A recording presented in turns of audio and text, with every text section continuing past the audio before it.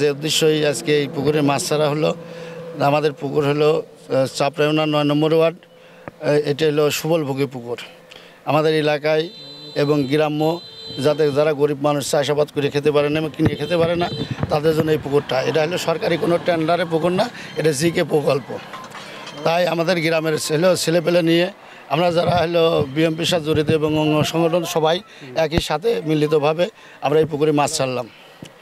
আর বিগত যে পুকুর যারা খাইছে জোর দখল করে, তারা হলো আওয়ামী লীগের যখন এমপি পরিবর্তন হয়েছে, এমপি পরিবর্তন হওয়ার পর যে এমপি হয়েছে আওয়ামী লীগের লোকজন তারা পুকুর জোর দখল করে খাইছে।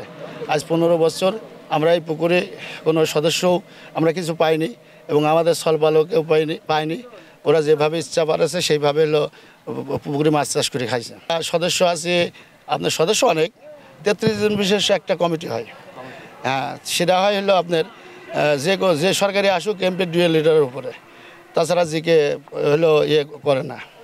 তো এখন বর্তমানে আমরা জিকেতে গিয়েছিলাম, জিকে এসও সাহেব এইচডিও সাহেব ওনারা বললো যে এখন এই সরকার যেহেতু আছে, কোনো এমপি নেই, আমরা ওইভাবে পুকুর হলো দিতে পারবো না, কাগজ ডিট করে দিতে পারবো না। আপনারা গ্রামে পুকুরের আশেপাশে যারা আছে গরিব মানুষ, তাদের সাথে করে নিয়ে মাছ চাষ করে মাছ আবাদ করে আপনারা মানে ভোগ করেন। তো সেই আমরা মাছ দিলাম হলো রুই, কাতল, সিলভার, মানে বাটা, বিভিন্ন রকমের মাছ ছাড়লাম।